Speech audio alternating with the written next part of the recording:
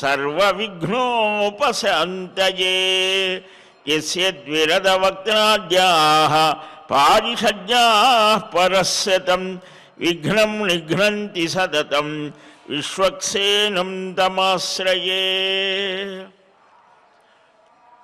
శ్రీశేషశైలేంద్రశిఖావతంసం శ్రీతింత్రిణీకీటకగేహజాతం శ్రీరామకృష్ణామృతరమ్యరూపం లక్ష్మీవిశిష్టం ప్రణమామి మూర్ధ్నా. లక్ష్మీవిశిష్టం ప్రణమామి మూర్ధ్నా. అస్మత్శ్రీ గురుచరణారవిందాభ్యాం నమః. పరమగురుభ్యో నమః. సర్వగురుభ్యో నమః.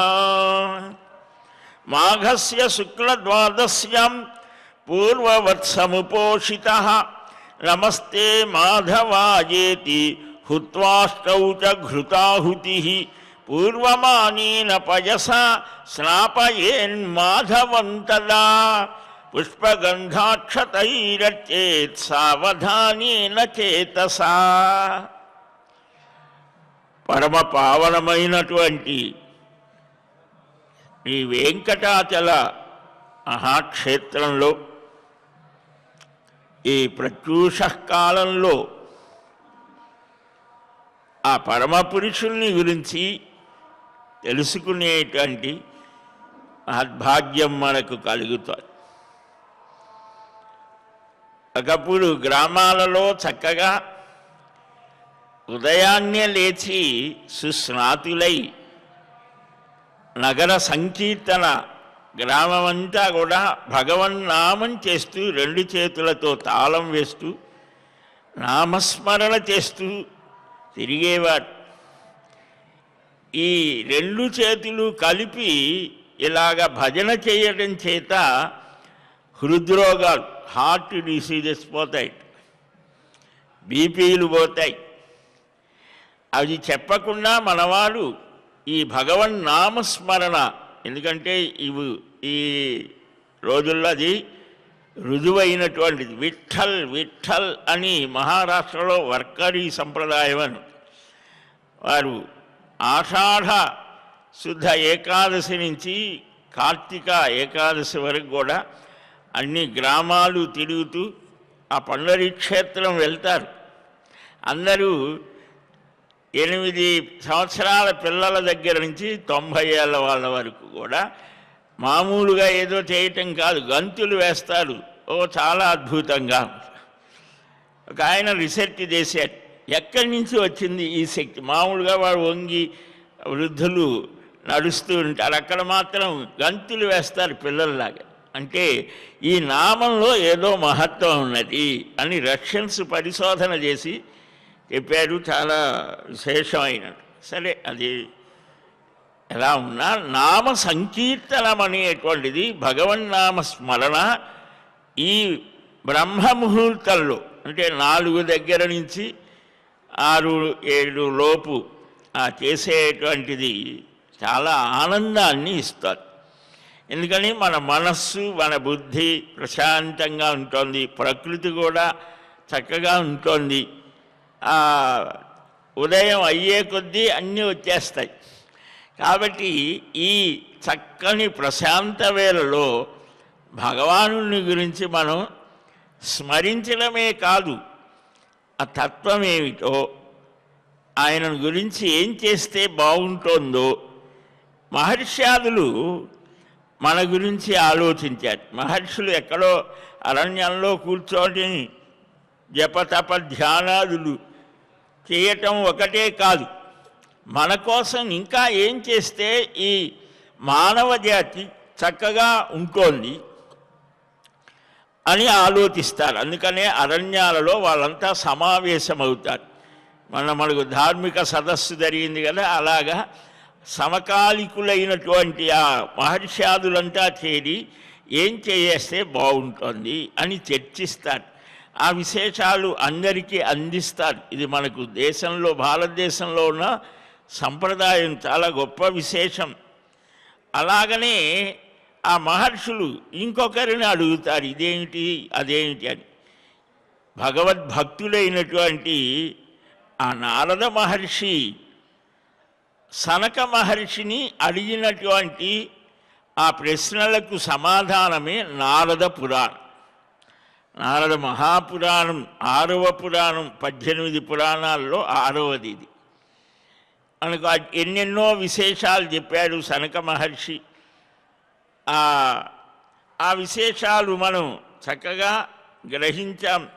మంత్రం చెయ్యాలి అని ఆ అష్టాక్షరి మహామంత్ర జపం చేత ఉత్తమ స్థితి కలుగుతోంది అని, అలాగే మహారాజు భగీరథుడు ఆ గంగని అలాగ తీసుకొచ్చాడు. ఆ విశేషాలన్నీ కూడా మనం తెలుసుకున్నాం. ఇంకా విశేషంగా శ్రీమద్ రామాయణంలో వస్తుంది.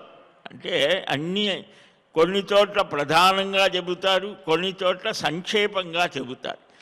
మనకు ఆ వాన్మయం మీద ఒక అవగాహన ఉండాలి. మన ధర్మం మీద, మన సంప్రదాయం మీద, మన దేశం మీద, మన పరదైవతమైనటువంటి ఆ పరమపురుషులైనటువంటి పరమాత్మ శ్రీమన్నారాయణుడు ఆ శ్రీనివాసుడి మీద ఒక అవగాహన ఉండాలి. ఆ చింతన చెయ్యాలి. ఆ అవగాహన, చింతన, మననము ఇవి చేయడం కోసమే ప్రతిరోజు కూడా ఈ పురాణ ప్రవచనం శ్రవణం చేసేటువంటి భాగ్యాన్ని స్వామి మనకు అనుగ్రహించారు. సరే, నిన్న మనం ఈ భగవంతుని యొక్క ఆ శ్రీహరి చరిత్ర అడుగుతున్నావు ఆయన. చాలా సంతోషం. ఆ విష్ణువుని ఎలాగ అర్చించాలి అంటే అగ్నిముఖా వైదేవాహ అని అగ్నిముఖంగా అంటే హోమం చేస్తూ ఉంటారు, అలాగా చెయ్యాలి. విగ్రహ రూపంలో స్వామికి చక్కగా అప్పుడే తీసిన గోక్షీరం ఆవు పాలతో అభిషేకం చేయడం, దానం చేయడం, నివేదనలు చేయటం, గీత వాద్యాదుల చేత అంటే నామస్మరణ వీటన్నిటితో లక్ష్మీయుక్తుడైన శ్రీమన్నారాయణుణ్ణి అర్చించాలి అని. ఏం చేస్తే బాగుంటోంది అని అడిగితే మార్గశీర్ష శుద్ధ ద్వాదశి ఏకాదశి నిన్నటి రోజున మనం చూసాం కదా. ఈ పుష్యశుక్ల ఏకాదశి, ఈ శుద్ధ ఇది ఇప్పుడు బహుళ ద్వాదశి అనుకోండి, ఇంకా 15 రోజుల ముందు జరిగిపోయింది, ఇంకా ఉన్నాయి. ఈ పుష్యశుద్ధ ద్వాదశి రోజున ఉపవాసం చేసి నమో నారాయణాయ అని స్మరించమని. ప్రణవము కలిపితే మంత్రం అవుతుంది, ప్రణవరహితంగా చేస్తే నామం అవుతుంది. నమో నారాయణాయ చాలు, అదైనా చాలు. అది నిరంతరం అనవరతము స్మరించాలి, మన శ్వాసలో శ్వాసక. అలాగా చేసి ఆ మంత్రపఠనం చేసి సర్వాత్మ లోకేశ సర్వవ్యాపి సనాతన నారాయణ అని ఇలాగ స్మరించాలని నిన్న మనం చెప్పుకున్నాం. అలాగ చేస్తే 8 అగ్నిష్టోమ యాగములు చేసిన ఫలం కలుగుతోంది అని. వేదంలో మనకు శ్రౌతము స్మార్తము అని 2 యజ్ఞ విశేషాలు చెప్పారు. శృతి ప్రతిపాదితం అంటే వేదమే కొన్ని చెప్తోంది. 7 సోమ సంస్థలు అంటే 7 సోమయాగములు ఇలాగా కొన్ని ఉన్నాయి.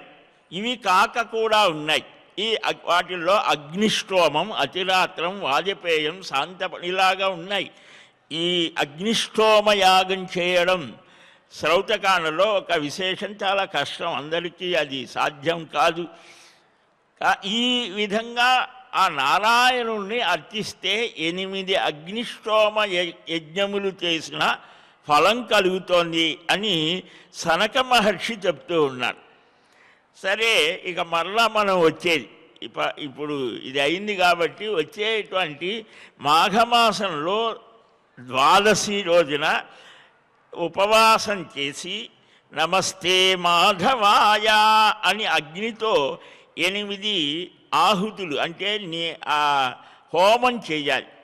ఆహుతులు ఇచ్చి బాగా చక్కగా పాలతో ఆ శ్రీహరిని స్నానం చేయించాలి. అభిషేకం అంటాం కదా. సావధాన చిత్తంతో పుష్పము గంధము అక్షతలతో అర్చించాలి. మనకేమీ రాదు చేయించి ఆయన్ని పిలవచ్చు, లేదంటే మనకేమీ రాకపోయినా ఆ నారాయణ అని అయినా చెయ్యాలి. అసలేమీ లేకుండా ఉన్నదానికంటే అది ఉత్తమం. అలాగా 1 కిలో నువ్వులు దానం చెయ్యాలట ప్రాతకాలంలో. ఇలాగ రాత్రంతా జాగరణ చెయ్యాలి. అర్చించి ప్రాతకాలంలో లేచి మనం చేయవలసినవన్నీ చేసి నువ్వులు దానం చేసి వస్త్రాలని దక్షిణను చేస్తే పాపాలన్నీ నశిస్తాయి. ఈ పాపము పుణ్యం మొదట్లో చెప్పుకున్నాం. మనుష్య జన్మలో పుణ్యపాపాలు అనివార్యం. మనం చేసే ప్రతి పనికి కూడా ఒక ఫలం ఉంటుంది. అది పుణ్యం కావచ్చు, పాపం కావచ్చు. మనం తప్పనిసరిగా తెల్లవారుజామున లేవలసి వస్తుంది. అది మనకు కావాలని లేచినా లేదా తప్పనిసరి అని లేచినా దాని ఫలం ఉంటుంది. కానీ కావాలని భక్తితో చేస్తే ఇంకా ఎక్కువ ఫలం. ఆ పాపం పుణ్యం ఈ రెండు కూడా మనకు చాలా విస్తృతంగా ధర్మ ఆచరణ చేత పాపం తొలగిపోతోంది. అపనుదతి వేదమే చెప్తోంది. దీన్ని రామాయణంలో కూడా మూలఘాతిషు సజ్జంతే బుద్ధిమంతో భవద్విధా ఆంజనేయ స్వామి చెప్తాడు. నువ్వు శాస్త్రాధ్యయనం చేసావురా రావణుడితో, అన్నీ చేశావు, కానీ ఆచరణలో ఫెయిల్యూర్, పరస్త్రీ వ్యామోహం, యజ్ఞధ్వం, ఏవేవో చేయరానివన్నీ చేశావు. చేయరానివి చేస్తూ కొన్ని ఇవి కూడా చేశాడు. ఆ తపస్సు చేశాడు. మనకు భారతంలో వస్తుంది 11,000 సంవత్సరాలు హిరణ్యకశిపుడు తపస్సు చేస్తే ఆ ఫలం 5,60,000 సంవత్సరాలు వాడు అనుభవించవలసి.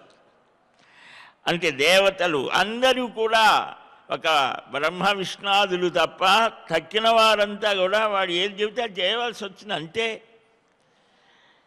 ఇక్కడ చక్కగా ఐఏఎస్ అయ్యాడు, పాస్ అయ్యాడు, అయిపోయింది. వాడికి ఒక ఉద్యోగం ఇచ్చారు.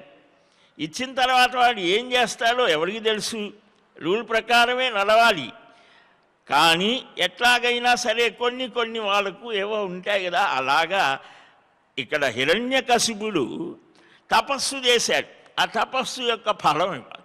కానీ దానికి ఎక్కడొక్కడ ఒక పక్వానికి వచ్చినప్పుడు ఉంటుంది. అప్పటిదాకా ఆయన కూడా చూస్తూ ఉంటాడు. అందుకని మనం ఏం చేయాలి? భగవానుని ప్రార్థించాలి. మంచి స్థితిలో నా బుద్ధి నడిపించవయ్యా.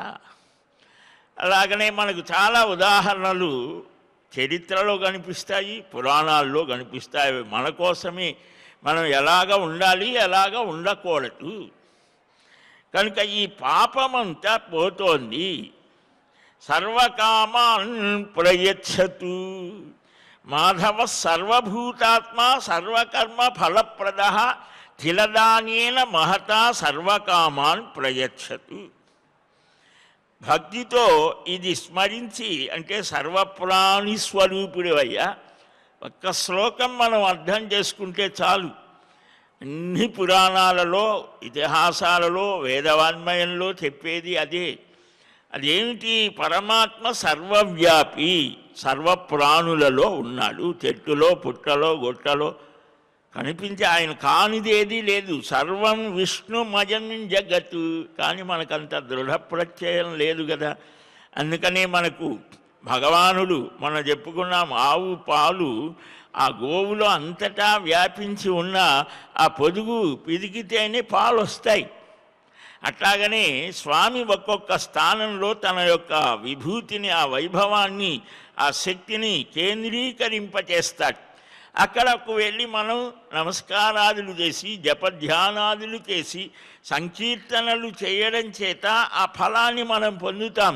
సర్వవ్యాపకమైనటువంటి స్థితిని దర్శించగలిగేటువంటి వాడి స్థితి వేరు. మనకంతటి లేదు కదా.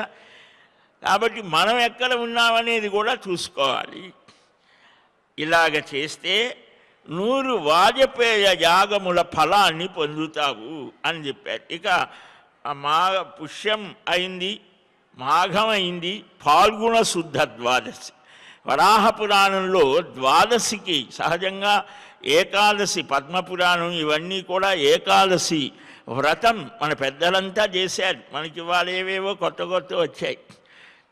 దశమి దినం ఆరభ్య, దశమి రోజున ప్రారంభించి ఒక్క పూట మాత్రమే భుజించి ఏకాదశి రోజున జలాన్ని కానీ ఏదీ తీసుకోకుండా, అంటే వారి శరీర స్థితిని అనుసరించి పాలు పండ్లు ఏవేవో తర్వాత మళ్ళా చెప్పారు కదా, ఎలాగైనా ఉండాలి. ఉండలేవు, నామమైన ప్రధాన లక్ష్యం నామస్మరణ చేయడం. అలాగనే ద్వాదశి రోజున పారణ చేయడం, ఇది ఏకాదశి వ్రతం. ద్వాదశికి కూడా చెప్పారు వరాహ పురాణంలో, దీంట్లో కూడా చెప్పారు. ద్వాదశి కూడా ఉపవసించి గోవిందాయ నమస్తుభ్యం ఆ శ్రీహరిని అర్చించాలి. నేతితో కలిపిన నువ్వులతో అగ్నిలో 108 సార్లు ఆ ఆహుతులు సమర్పణ చేసి, పాలతో గోవిందుని అభిషేకం చేసి 3 వేళలా భగవదారాధన చేసి జాగరణ చేయాలట. అంటే రాత్రంతా మేలుకోవాలంటే టీవీ పెట్టుకొని చూడమని కాదు. భగవత్కథాశ్రవణం, భాగవతం ఇలాగా గ్రంథాలు ఉన్నాయి మనకు. చక్కగా భక్తుడు భగవానుడు వారిద్దరి మధ్య ఎంతటి గొప్ప స్థితి కలుగుతుందో. భక్త్యా భాగవతం జ్ఞేయం న వ్యుత్పత్యానతు టీకయా అనని. భక్తితో మాత్రమే ఆ భాగవతం అర్థమవుతోందిట. ఏదో సాహిత్యం చదివామండి, పంచకావ్యాలు చదివాం అంటే కాదు, ఈ భక్తి అనేది ఉండాలి. నిన్న మనం చెప్పుకున్నాం కదా, ఆ పరమ ప్రేమస్వరూపం నారద భక్తి సూత్రాల్లో అనిర్వచనీయం, నిర్వచనానికి అందేది కాదు. దాన్ని కూడా చాలా చెప్పుకున్నాం మనం. సరే, ఇలాగ చేసి నమో గోవింద సర్వేశ గోపికాజన వల్లభ అనేన ధాన్యదానేన ప్రీతో భవ జగద్గురో. ఈ ధాన్యదానం చేత సంప్రీతుడివి కావయ్యా పరమాత్మ. ఓ గోవింద, గోపీజన వల్లభ, నీకు నమస్కారం అని స్మరించాలి. ఇలాగ చేస్తే గోమేధ యాగ ఫలం కలుగుతుంది. ఈ యాగాలన్నీ కూడా వేదాల్లో చెప్పినటువంటి యాగాలు, శ్రౌత యాగాలు. ఈ సర్వవేద స్వరూపుడైనటువంటి స్వామిని అర్చిస్తే ఈ యాగాలు చేసిన ఫలం కలుగుతుంది. చేసేవాళ్ళు ఇటు చేస్తారో మానుతారో అది వాళ్ళ స్థితి. కానీ మరి తక్కినటువంటి సామాన్యులు ఏం చెయ్యాలి అంటే ఈ భగవదారాధన చేత, ఈ దాన ధర్మాదుల చేత వారు ఉత్తమ స్థితి పొందుతారు. వ్రతము అంటే ఒక దీక్షగా, ఒక నియమబద్ధంగా ఉండేటువంటిది. మనుష్యుడికే కదా నియమాలు. తక్కినటువంటి ప్రాణికోట్లకు నియమాలు అక్కరలేదు. ఎందుకని వాటి జీవితం నియమంగానే సాగుతాయి. నియమం లేకుండా జీవించేది మనుష్యుడే. కాబట్టి వీరికే ఈ వ్రతాలు, నియమాలు ఇవన్నీ కూడా చూపించాయి. ఇక చైత్రశుద్ధ ద్వాదశి పాల్గొనం అయిపోయింది కదా.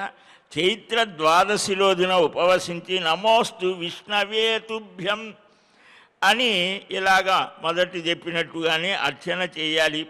క్షీరాభిషేకం చేయాలి. నేతితో కూడా అభిషేకం చేసి ఇలా 3 వేళలా చేసి జాగరణ చేసి ప్రాతకాలంలో లేచి నెయ్యితో నువ్వులతో 108 సార్లు హోమం చేసి 4 సేర్ల బియ్యాన్ని దానం చేయాలట. ప్రాణరూపీ మహావిష్ణు ప్రాణద సర్వవల్లభ తండులాఢక దానేన ప్రీయతాం మే జనార్దన. ప్రాణస్వరూపుడు, ప్రాణాన్ని ఇచ్చేవా. ప్రాణస్య ప్రాణ ఉపనిషత్తులు చెబుతాయి. మన దృష్టిలో ప్రాణము అని అంటే ఈ ఊపిరి పీల్చడం వదలడం అది మాత్రమే కాదు. ఆ ప్రాణస్వరూపుడు, ప్రాణాన్ని ఇచ్చేవాడు ప్రియమైనటువంటి జనార్దనుడు. అటు జనార్దనుడిని సంప్రీతి చేయడం కోసం ఆయన తృప్తి పొందుగాక అని ఈ ధాన్యదానం చేయమన్నాడు.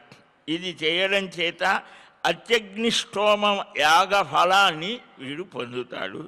వైశాఖ శుక్ల ద్వాదశ్యాం ఉపోష్య మధుసూదనం ద్రోణక్షీరేణ దేవేశం స్నాపయేద్ భక్తి సంయుక్త.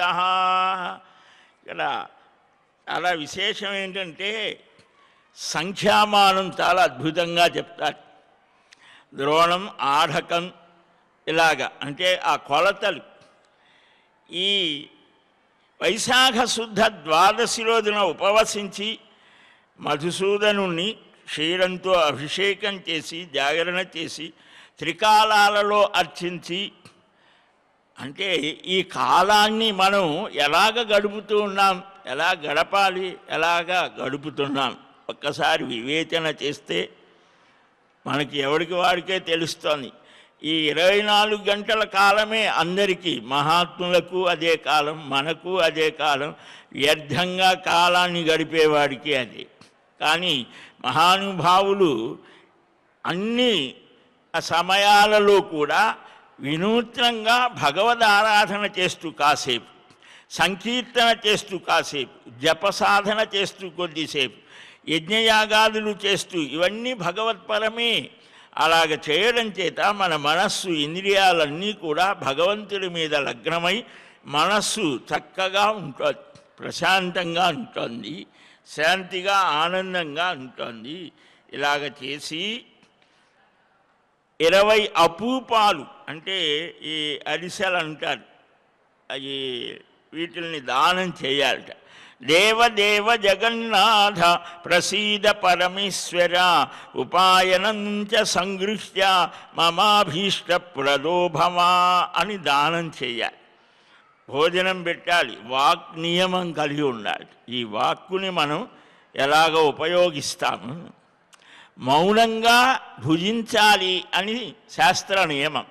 అంటే మాట్లాడకుండా అని కాదు, భగవన్నామం చేస్తూ కబలే కబలే కుర్వన్ గోవింద కీర్తనం. మనం తినేటప్పుడు ఏ భావంతో ఆహారం తీసుకుంటామో ఆ దాంట్లో వేస్టేజ్ అంతా పోగా, అంటే వ్యర్థ పదార్థాలు పోతే మిగిలినటువంటి ఆ సారం మనస్సు మీద దాని ప్రభావాన్ని చూపిస్తోంది.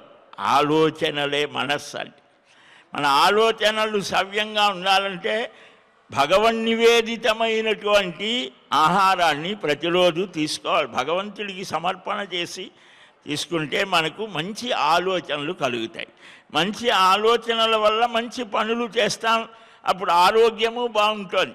40-50 ఏళ్ల క్రితం ఇన్ని హాస్పిటల్స్ ఉన్నాయా, ఇన్ని పోలీస్ స్టేషన్లు ఉన్నాయా? ఎందుకని? ఎవరికి ఏ ఉద్వేగాలు లేవు, ప్రశాంతంగా ఎవరి పని వాళ్ళు చేసుకొని ఆనందంగా ఇంకొకటి బాధ కలగకుండా జీవించారు. ఇప్పుడు మనకు అది కాదు కదా. కనుక దాన్ని మళ్ళా మనం మన తాతలు తండ్రులు నడిచిన మార్గంలో నడవాలి.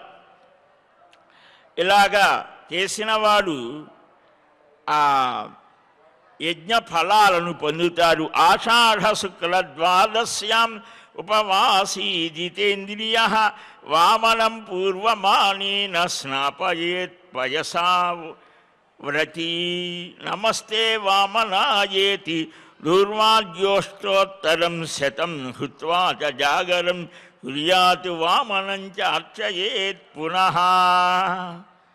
ఆషాఢ శుక్ల ద్వాదశి రోజున ఇంద్రియాలను జయించి నియమించి 4 సేళ్ల పాలతో వామనమూర్తికి అభిషేకం. అంటే ఒక్కొక్క భగవద్ రూపంలో ఒక్కొక్క గొప్ప విశేషాలు, భక్త రక్షణ చేసిన ఆ సన్నివేశాలని స్మరించుకోవాలట. ఊరికినే అభిషేకం చేసాం, నీళ్ళు పోసాం, పాలు పోసాం అని ఏదో చూపించాం, యాంత్రికం కాకూడదు. అది మనస్సుతో అనుభూతి పొందుతూ చెయ్యాలి.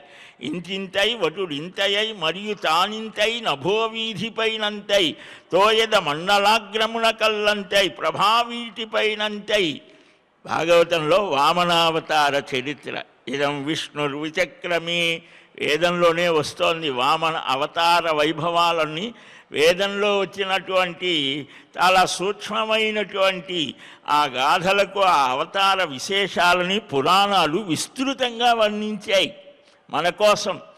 కనుక ఇతిహాస పురాణాభ్యాం వేదం సముపబృంహయేత్ బిభేత్యల్పశ్రుతాద్వేదం మామయం ప్రహరిష్యతి అని భారతమే చెప్తోంది. ఇతిహాస పురాణ సమన్వయంగా వేదం చెప్పిన అర్థాన్ని గ్రహించాలి. కానీ మేము శాస్త్రాలు చదివామండి, సాంఖ్య న్యాయ వైశేషిక తర్కమే ఇవన్నీ చదివాము, వేదార్థం మాకు ఇంకా చెప్పడానికి ఏమున్నది అనుకుంటే అది కుదరదురా, పురాణాలు కూడా అధ్యయనం చేయమన్నారు. అందుకని చాలా పురాణాల్లో వస్తోంది వేద మంత్రాలని ఉట్టంకించి ఈ పని ఎలాగ చెయ్యాలని చెప్పారు. కనుక ఈ వామన అవతారాన్ని చక్కగా స్మరించాలి, అభిషేకం చేయాలి, హోమం చేసి జాగరణ చేసి అర్చించి ఆ పెరుగన్నాన్ని దానం చేయాలి. వామనో వృద్ధిదోహోత ద్రవ్యస్థో వామన సదా వామనస్తారకోస్మాచ్య వామనాయ నమో నమః అనే మంత్రంతో దధ్యన్న ప్రదానం చేయాలి.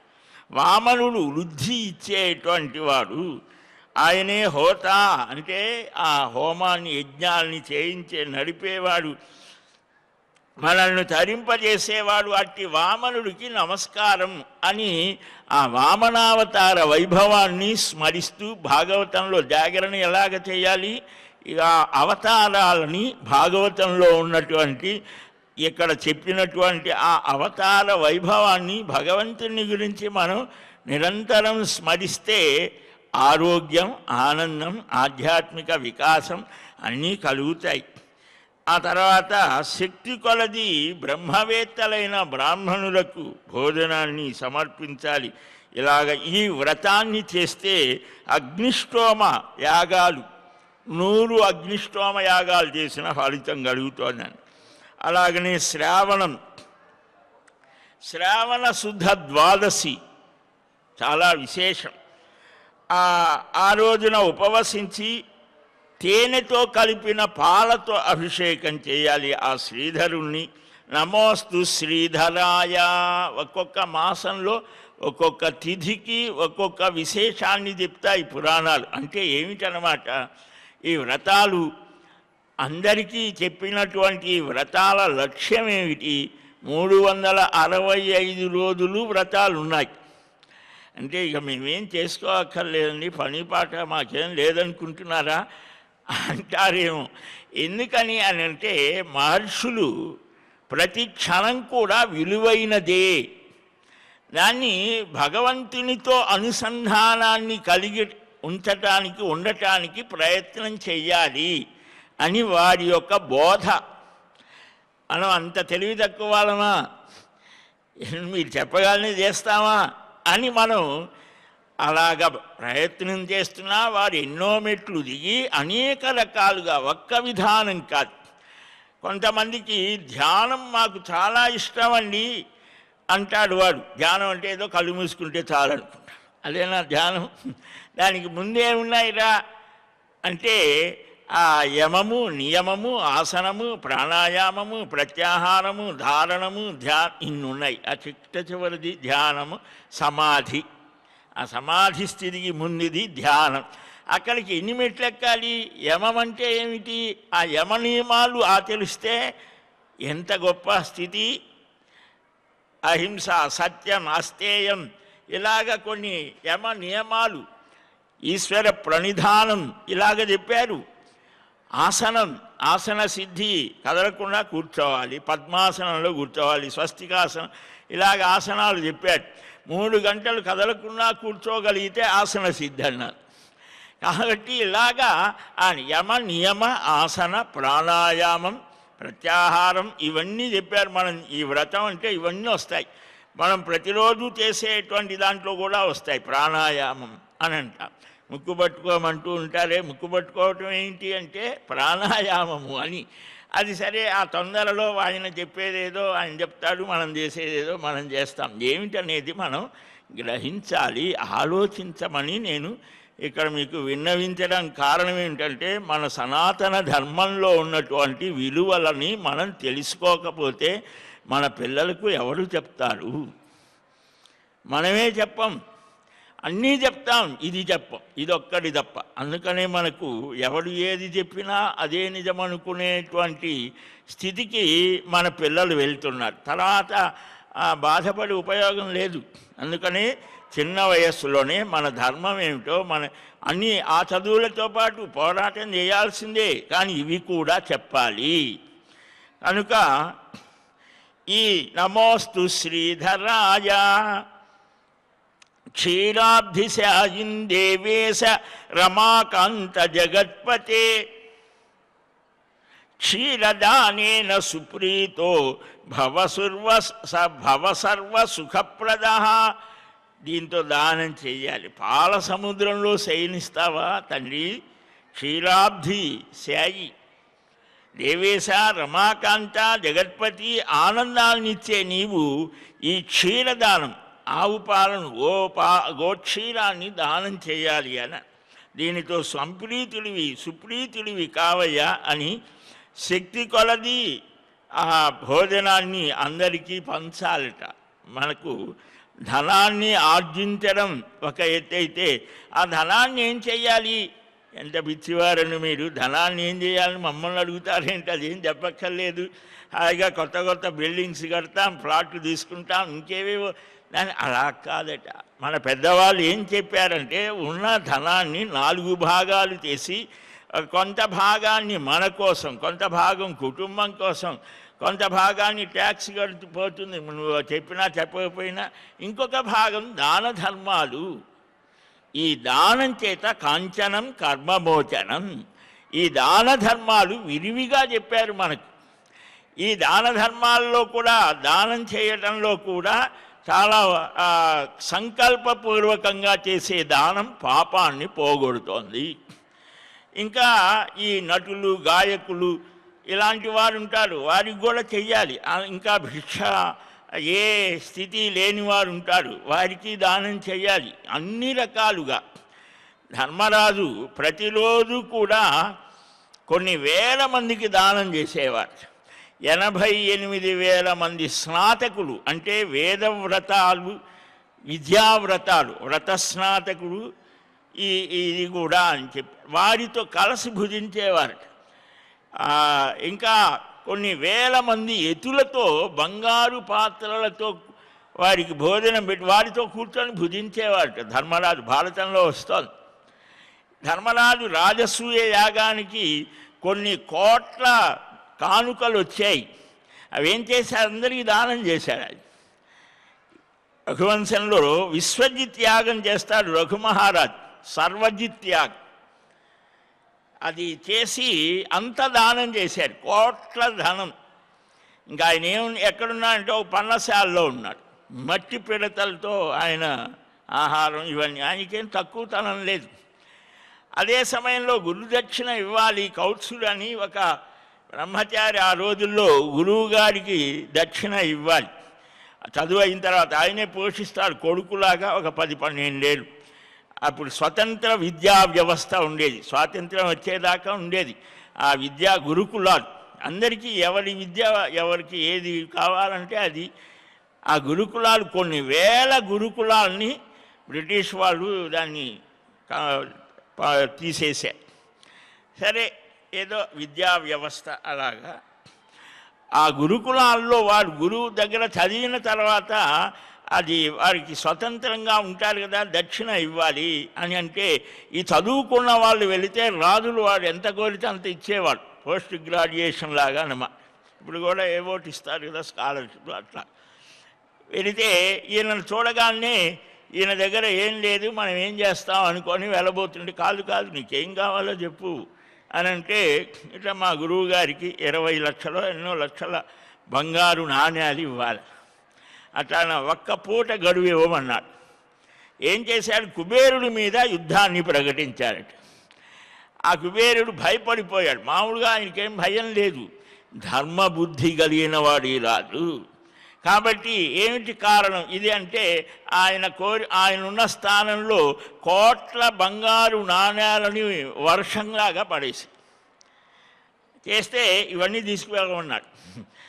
మనమైతే ఇప్పుడు చూస్తుంటాం కదా పేపర్లో ఎక్కడన్నా ఏదన్నా అక్కడ వదిలేసా అంతా ఎగబడటమే. అదేంటి కానీ అప్పుడు ఎంత స్థితి అని అంటే ఇవి మొత్తం నాకెందుకయ్యా ఇవి మా గురువు గారికి ఎంత ఇవ్వాలో అంతే నాకు కావాలన్నారు. కాదు మొత్తం తీసుకెళ్ళమంట. సరే అట్లాగా అంటే ఆ ఆర్జించిన ధనంలో కొంత దాన ధర్మాలకు ఈనాడు కూడా కొంతమంది ఉన్నారు మార్వాడీస్ వాళ్ళంతా కూడా కొంత దాన ధర్మాలకు జైన్స్ వాళ్ళంతా చేస్తారు. అది మనకు కూడా అవసరం. దేవాలయాలు, ఈ ధర్మకార్యాలు, ఈ ధార్మిక ప్రవచనాలు వీటిల్ని మనం మన ధర్మాన్ని మనమే తెలుసుకోవాలి కదా. దానికి కొంతైనా సరే ఆయా సంప్రదాయాలు, అనేక సంప్రదాయాలు ఉన్నాయి మనకు. వేదాన్ని ఆధారంగా చేసుకొని దాదాపు 150 సంప్రదాయాలు ఉన్నాయి. దక్షిణ భారతదేశం అంటే ద్వైతాద్వైత విశిష్టాద్వైత సంప్రదాయాలు. ఉత్తర భారతంలో చూస్తే చాలా ఉన్నాయి. వీటన్నీ కూడా అవన్నిటికీ ఆధారం ఒకటే, వేదం, పరమాత్మ. ఇవి మనం మర్చిపోకూడదు. మూలం ఏమిటనేది మర్చిపోకూడదు. ఏ మూలానికి ఎన్ని కొమ్మలైనా ఉండొచ్చు.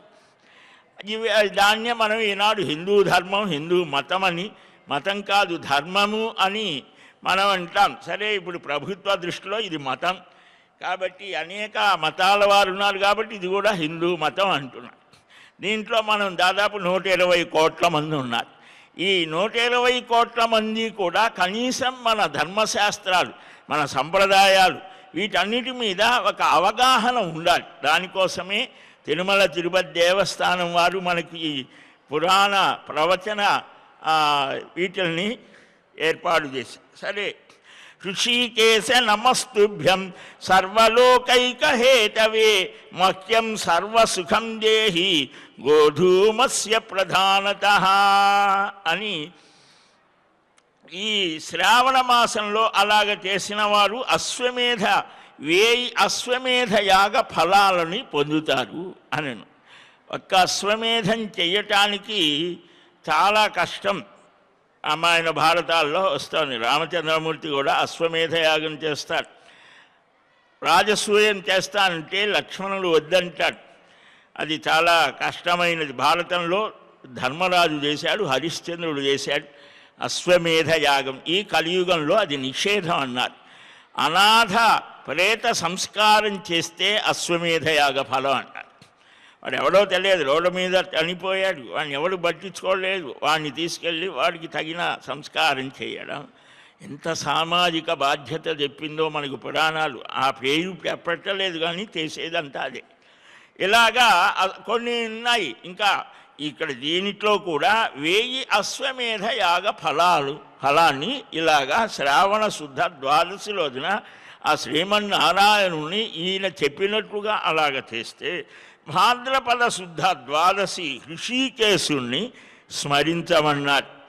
హృషీకేశ నమస్తుభ్యం అని అన్ని లోకాలకు ముఖ్య కారణమైనటువంటి వాడివి నీవే హృషీకేశ. హృషీకములంటే ఇంద్రియములు, వాటిని నియమించేటువంటి వాడవు నీవే హృషీకేశ. హృషీకేశ అని ప్రతిరోజు అన్నా కూడా కొన్ని రోగాలు పోతాయి. ఎందుకని హృషీకేశ అంటే ఇక్కడ ఎక్కడి నుంచి వస్తుంది? బొడ్డు దగ్గర నుంచి వస్తుంది, రావాలి. అందుకనే ఆ హృషీకేశ నామం చాలా విశేషంగా భగవద్గీతలో ప్రయోగించారు. కనుక ఈ నామాలన్నీ కూడా కేవలం ఏదో ఇది కాదు, అవి స్మరణ చేయగా నాలుక ఒక తేనెలాగా తయారవుతుంది. మీరు చేసి చూడండి, రామనామం, కృష్ణనామం, హరినామం, ఈ నామస్మరణ చేయడం ఈ కలిలో విశేషమైన ఫలాలను ఇస్తోంది. నామ సంకీర్తనం యస్య సర్వపాప ప్రణాశనం ప్రణామో దుఃఖ శమనః తం నమామి హరిం పరం. నాస్తి నాస్తి కలౌ నాస్తి మనం రోజు చెప్పుకుంటున్నాం. కాబట్టి హరినామ వినాగతి తస్మాత్ యత్నేన జప్తవ్యం కలౌ సంకీర్త్య కేశవం. ఎలాగా స్మరించాలి? హృషీకేశ నమస్కారం అయ్యా. ఈ గోధూమ దానంతో గోధుమల్ని సమర్పించి ఇలాగ దానం చేస్తున్నాను, నన్ను అనుగ్రహించు అని వాక్ నియమంతో వాక్కుని వినియోగం చేయడం ఎలాగా అనేటువంటిది కూడా మనకు చక్కగా చెప్పారు. వాక్ నియమం అడ్డదిడ్డంగా మాట్లాడకూడదు, మృదువుగా మధురంగా వాచం హృదయహారిణి. శ్రీమద్ రామాయణంలో కిష్కింధకాండలో ఆంజనేయ స్వామి సంభాషణ విని శ్రీరామచంద్రమూర్తి అంటాడు, ఎంత చక్కగా మాట్లాడావయ్యా, వేదాధ్యయనం చేసిన వాడు అనేక సార్లు వ్యాకరణ శాస్త్రాన్ని అధ్యయనం చేసినటువంటి వాడే ఇలాగ మాట్లాడగలడు అని. స్వామి అని నమస్కారం చేసి వాంగ్నియమంతో తాను కూడా భుజించాలి. బ్రహ్మమేధ ఫలం కలుగుతోంది అన్నాడు. అశ్వినే మాసి శుక్లాయాం ద్వాదశ్యాం సముపోషిత పద్మనాభం జపయసా స్నాపయేది భక్తిత శుచి. నమస్తే పద్మనాభాయ హోమం కుర్యాత్ స్వశక్తితః. తిలవ్రీహి యవాద్యైశ్చ పూజయేత్య విధానతః. ఆశ్వయుజ శుక్ల ద్వాదశి ఉపవాసం చేసి పద్మనాభుడికి అభిషేకం చేయాలి. నమస్తే పద్మనాభాయ అంటే నాభియందు బొడ్డులో పద్మం కలిగినవాడు. ఆ పద్మాన్ని ఎలాగ వచ్చింది, ఆ పద్మ యొక్క స్థితిని గురించే వచ్చింది ఒక పురాణం, పద్మ పురాణం. చాలా విస్తృతమైనటువంటి 51,000 శ్లోకాలతో ఉంటుంది. కాబట్టి తిలలు ధాన్యము, ఎవలు అదొక ధాన్యం, ఎవలు వ్రీహి అంటారు. ఇప్పుడు జరుగుతాయి హోమాలు యజ్ఞాలు చేస్తుంటే వాటితో హోమం చేసి నమస్తుభ్యం లోక సర్వలోక పితామహ మధుదానేన సుప్రీతో భవ సర్వసుఖప్రద. ఓ పద్మనాభ, అందరికీ తాతవయ్య నువ్వే పితామహ అంటే ఆ బ్రహ్మగారికి జనకుడు ఆయనే కదా. మధుదానేన సుప్రీత, ఈ తేనెని దానం చేస్తున్నాను స్వామి అనుగ్రహించు అని స్మరించాలి. ఇక కార్తీక శుక్ల ద్వాదశి రోజున దామోదర మాసం అన్నారు కార్తీక మాసాన్ని. ఆ దామోదరుని అంటే దామం ఉదరం బధ్నాతి. వాళ్ళమ్మ రోటికి కట్టివేసిందిట, 2 అంగుళాలు తక్కువ అవుతాయి. ఇంట్లో ఉన్న తాళ్ళన్నీ తెచ్చేసింది పాపం. అయినా ఆమె వల్ల కాలేదు. అమ్మ పడే శ్రమ చూసి తానే బంధాన్ని తగిలించుకున్నాడట, కట్టించుకున్నాడు. సరే, నలకోబర మణిగ్రీవులు అనేటువంటి వారిని ఉద్ధరిస్తాడు కనుక దామోదరుడు. దామోదరాష్టకాన్ని పఠిస్తారు, పురాణాలదే అది. అటు దామోదరుడికి అభిషేకం చేసి తేనె నెయ్యి కలిపిన నువ్వులతో హోమాన్ని చేసి 3 పూటలా కూడా ఆ భగవద్ ఆరాధన చేసి ప్రాతకాలంలో పద్మాలతో పూజించాలి. దామోదర జగన్నాథ సర్వకారణ కారణ త్రాహిమాం కృపయా దేవ శరణాగత పాలక అని శ్రోత్రియుడైన బ్రాహ్మణుడికి దక్షిణ దానం చేయాలి. జగన్నాథ, దామోదర, శరణాగత రక్షక, నన్ను దయతో కాపాడు అని ఆ మంత్ర ఫలం, దాని యొక్క అర్థం. ఇలాగ సంవత్సర కాలం ద్వాదశి వ్రతం చేసేవారు పరమపదాన్ని పొందుతారు. కనీసం 2 మాసాలైనా మనకు ఎగ్జంప్షన్ ఇస్తున్నారు. కనీసం 2 మాసాలైనా చేయవయ్యా, ఇలాగ చేస్తే ఆ అంత్యంలో శ్రీహరి లోకాన్ని పొందుతారు అని.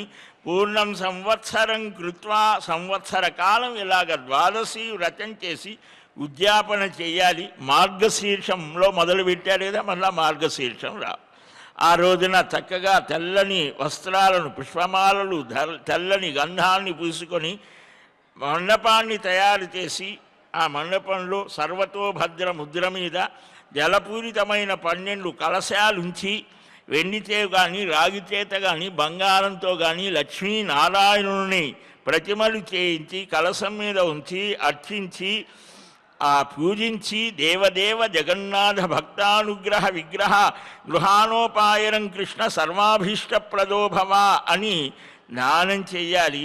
స్వామి, భక్తానుగ్రహం కోసం శరీరాన్ని ధరించావయ్యా, మహాలక్ష్మీ సమేతులైనటువంటి క్షీరసాగర సేనా నమస్కారం అని దానం చెయ్యాలి. ఆ విశేషాలు మరలా ఇంకా రేపేం చెప్తారు. లక్ష్మీనారాయణ వ్రతం చెప్పారు.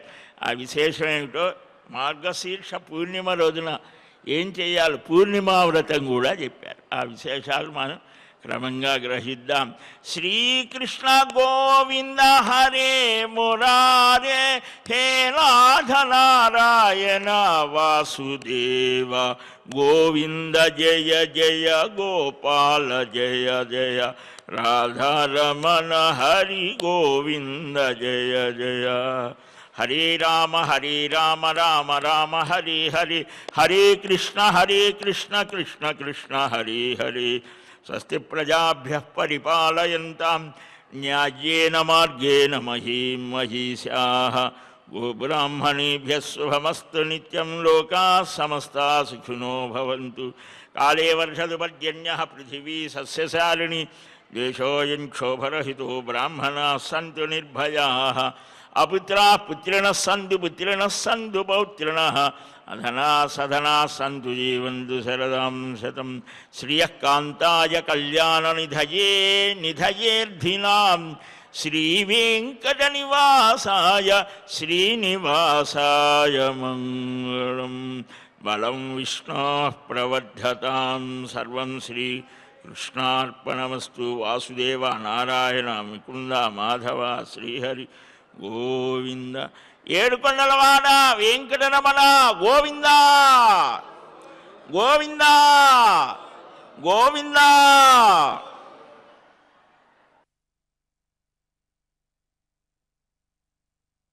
ఓం